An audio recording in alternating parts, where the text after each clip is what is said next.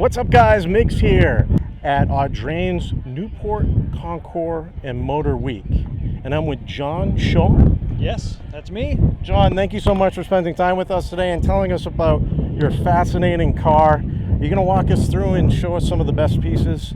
Sure, absolutely. Yeah, this is the 1952 Mercedes W194 chassis number 7, winner of the 1952 Le Mans overall, the only Mercedes to ever win Le Mans. This is fantastic. This is probably one of the most interesting cars here at the show today. So what you're looking at here is a very important piece of history. This is the 1952 Le Mans winning Mercedes. It's called the W194. It's also the mother or father of the W198, which would be commonly known as a gull wing. That name is, of course, due to the ceiling-mounted doors known as gull wing doors.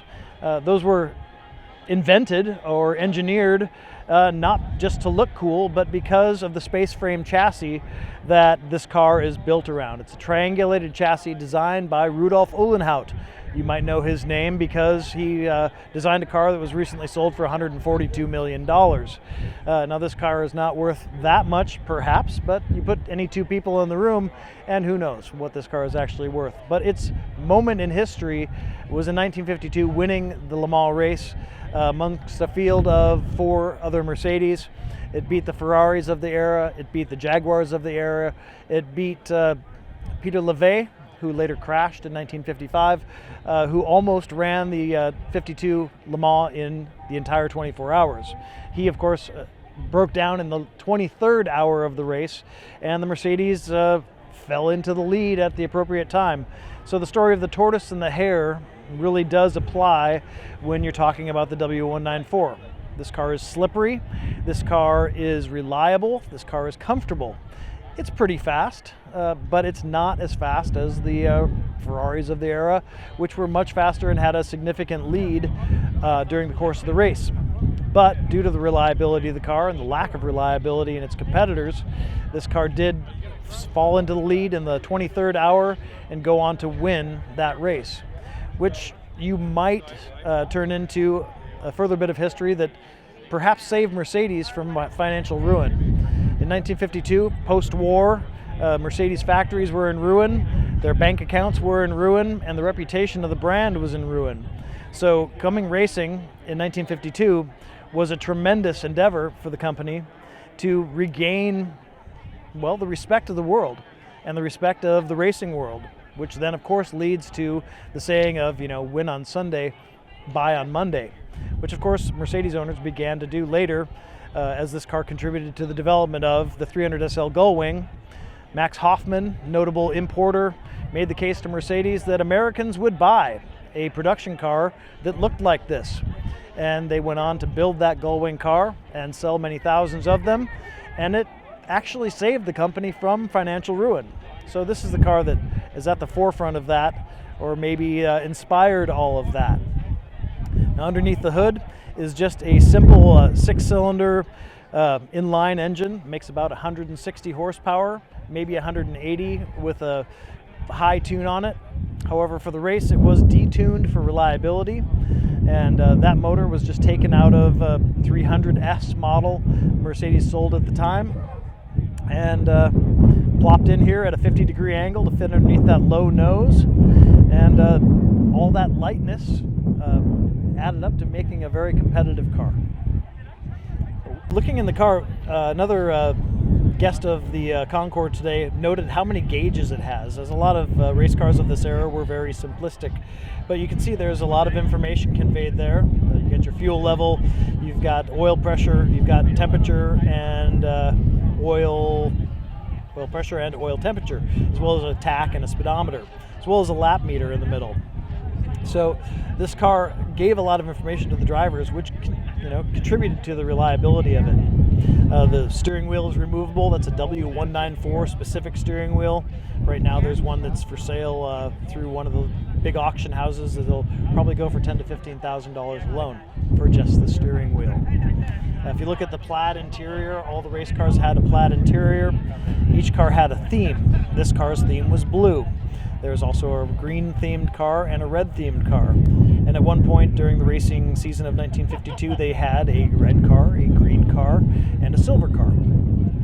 This car was not one of those three at the time. As this car went on to race at Nürburgring, they removed the top and made a spider out of it, and it raced successfully at the Nürburgring and won again there. It went on later to race in the Carrera Panamericana as a practice car and PR car. Other W194s went on to win the 1952 Carrera Panamericana. So when we talk about important cars, and every car is important because they provide transportation, they provide enjoyment, they provide racing history, what this car as a design accomplished, it's pretty awesome. So if it has the opportunity to win something here at the Concourse today, I do believe it is a worthy candidate. So before my arm falls off, I'm going to lower that. Later versions of the actual 300 SL Gullwing have dampened supports, where if you lift the door, it just holds it open. Okay. This is a race car designed to get drivers in and out quickly and to keep it SL super light.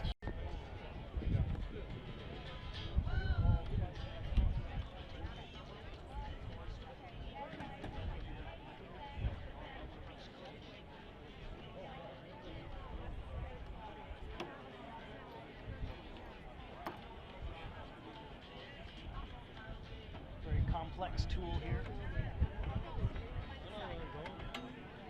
There we go.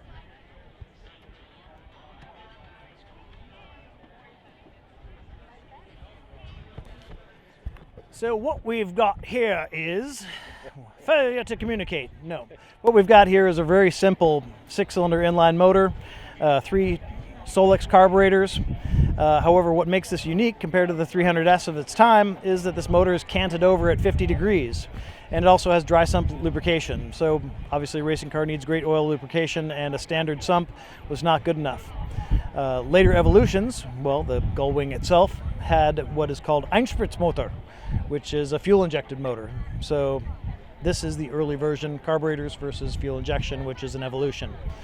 Very simple car, very simple engine.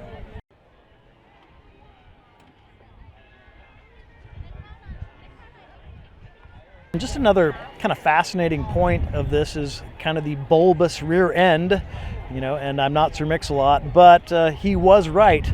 And you've got 2 full-size spare tires back here and a giant gas tank, 40 gallons of fuel.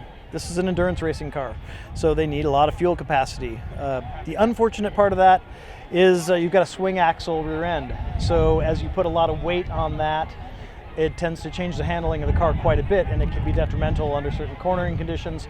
But as the fuel gets used up, the car handles better and better, which perhaps contributed to the way that the car handled during its races.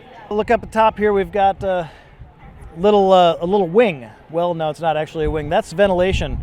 And it's pretty much the only ventilation that this cabin has. You've got some plexiglass windows on the side that allow air to enter, and hopefully that air flows nicely through the cabin, removing heat or fumes or moisture, and that all flows out the back. It's a very simple system. There's no actual defrost or heat controls like you'd have in a passenger car. This is a race car. Another thing that's kind of worth noting, if you note these plexiglass windows all throughout the car, that's plexiglass that would have been used in aircraft from World War II. The aluminum in the body, the aluminum that's in the chassis, is from old junker German aircraft that were basically, recycled into the production of this car. That and available parts from the 300 SL, the entire drivetrain, is how this car was built. What gives it its opportunity to win and makes it special is that Uhlenhaut aerodynamic engineering that makes it very slippery and easy to use that little bit of 160 horsepower to push the car up to 150 miles an hour consistently and reliably for up to 24 hours. Thank you so much for spending time with us today. I appreciate it so much. You bet. It's an honor to be here. It's an honor to represent the car and to be in this crowd amongst so much greatness, and to possibly have interesting is a word that applies to all these cars, but perhaps most important might be more valuable in expressing about this car because of its accomplishments and because of what this car means to the existence of Mercedes. Until next time, we'll see you on Migz TV.